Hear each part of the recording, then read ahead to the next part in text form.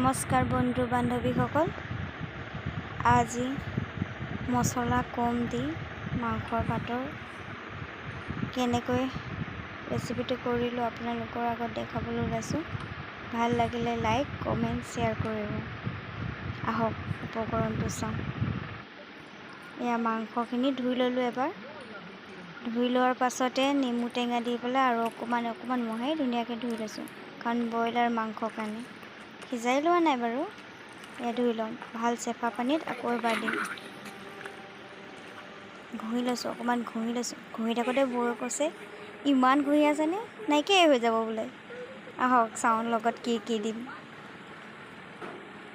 এয়া দিলোঁ পিঁয়াজ, জলকীয়া দুটা, নহৰু অকণমান গোটা নহৰু।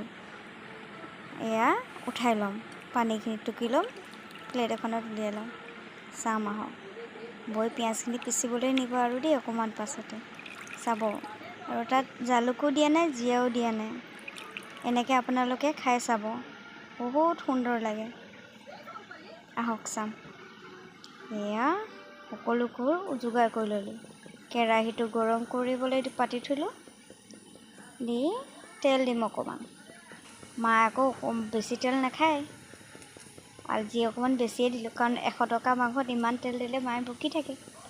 তেল কম খায়, মছলাও আমাৰ ঘৰত কম খায় দেই। আজি আপোনালোকৰ আগত দেখাবলৈ অকণমান তেল দিছোঁ। আপোনালোকে কমাই দিম বুলি ক'লেও কমাই দিব পাৰি, বেছিকৈ দিম বুলি ক'ব পাৰি। এয়া হওক, আলু দি দিম। আলু ভাজি আছোঁ অলপ সময়। আলু দি দিলে কমাই ল'বগৈ যে গেছটো দেই। পানীৰ পৰা উঠাইছোঁ একে পূৰা চিটিকনিয়ে পৰিছে। ঢাকনখন মাৰি দিম আৰু অকণমান লৰাই। মই লৰাবলৈ আকৌ নাজানো, মোক লৰাবলৈ শিকাই থাকে। আজিলৈকে মই শিকাই নাই দেখোন। নহৰুটো পৰি গৈছিলে, আকৌ উঠাই দিলোঁ। বিয়া আগমুহূৰ্তলৈকে বায়ে বনাই থাকে, আমি খাওঁহে। এয়া মই আকৌ শিকিছোঁ, বা যোৱাৰ পিছত কোনেও বনাব। লাহে লাহে শিকিবলৈ লৈছোঁ। আকৌ কেতিয়াবা দেখোন আধা সিজা হয় বুলিহে মাহঁতে কয়। এয়া মাংসখিনি দি দিম, দি পেলাই অলপ সময় ভাজি থাকিম। অলপ সময় 10 মিনিট ভজাৰ পিছতে নিমখ দিম, অকণমান তেজপাতো দি দিম। তেজপাত আকৌ আমাৰ ঘৰৰে দেই, কিনি অনা আজি তেজপাত আজিলৈকে আমি ইমানবোৰ কিনিও খোৱা নাই। ঘৰৰে গছৰে লগাই দিছে মায়ে, আকৌ এটা দুটাকৈ খাই থাকিম। ইয়াত ভাজি আছোঁ, অলপ সময় ভাজি। ধৰিবলৈ কোনো মানুহেই নাই। বৌ ওচৰত নাছিলে কি কৰিব, লৰাবলৈও নাজানে। কেৰাহীখন লৈ থাকে দেখোন। তাৰপিছতে বৌ আহিবগৈ আৰু দেই। বৌ আহি ধৰিলে, মই লৰাই আছোঁ। লৰাবলৈ শিকাই আছে মোক দেই। বৌয়ে এনেকৈ কৰিব, তেনেকৈ কৰিব কৈছে। তেজপাত দিলোঁ ঘৰৰ, দি পেলাই অকণমান লৰাই ঢাকি দিম। ঢাকি দি পেলাই অলপ সময় থ'ম আৰু তাত নিমখ দিম আৰু অলপ পিছত হালধি দিম। চাওঁ আহক, ঢাকি থৈ দিলোঁ। লৰাবলৈ বেছি কষ্ট লাগে কাৰণে বেছি লগোৱা নাই। এয়া হালধি দিম এতিয়া। হালধি দিয়াৰ পিছতে অলপ সময় পিছতে পিঁয়াজ দি পেলাই ঢাকি থৈ দিম, লৰাই পেলাই।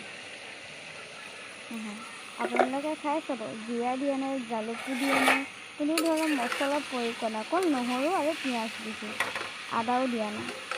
আপোনালোকে এই উপকৰণটো খাই চাব কেনেকৈ লাগে। এইয়া ৰেড চিলি এতিয়ালৈকে দিয়াই নাই আকৌ দেই। ছোৱালীৰ কাৰণে ৰখাম যে, সেইটো কাৰণে দিয়াই নাই। আকৌ বনোৱা হৈছে দেখোন। আজি বহুত দিনৰ পিছত বাৰ নিচিনাকৈ বনাব লৈছোঁ। মোৰ থাকে আকৌ বাই বহুত ধুনীয়া বনায়, খায়ো ভাল লাগে। এয়া লৰাই আছোঁ। ছোৱালীৰ কাৰণে অকণমান ৰখাই লৈ পেলাই ৰেড চিলি অকণমান দি দিম। এয়া চাওক, লাষ্ট ফিনিচিং উপকৰণ কেনেকুৱা লাগিছে। আপোনালোকে কমেণ্ট কৰি ক'ব দেই। বনাই পেলাই চাব, বহুত টেষ্টি লাগে খাই দেখোন। মছলা কম